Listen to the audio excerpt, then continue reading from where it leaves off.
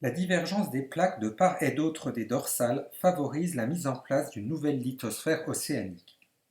La distension de la croûte océanique à la dorsale entraîne son amincissement et une remontée du manteau asténosphérique à l'aplomb de la dorsale. Pendant son ascension, le manteau subit une décompression sans perte de chaleur. La péridotite le constituant fond alors partiellement entre 120 et 10 km de profondeur, ce qui forme des magmas basaltiques à l'origine de la nouvelle croûte océanique. Si le magma cristallise dans une chambre magmatique, il devient du gabbro.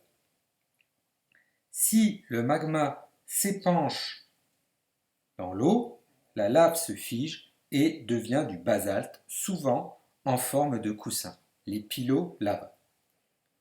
La croûte océanique et les niveaux superficiels du manteau sont le siège d'une circulation d'eau intense. Les roches magmatiques sont rapidement refroidies et les minéraux sont hydratés. Les gabbros deviennent des gabbros à amphiboles, les péridotites deviennent des serpentinites. La lithosphère océanique refroidit et s'épaissit en s'éloignant de la dorsale. Le manteau lithosphérique devient de plus en plus épais. Cette modification importante des caractéristiques de la lithosphère océanique entraîne une augmentation progressive de sa densité. À partir de 50 millions d'années, la densité de la lithosphère devient supérieure à la densité du manteau asténosphérique.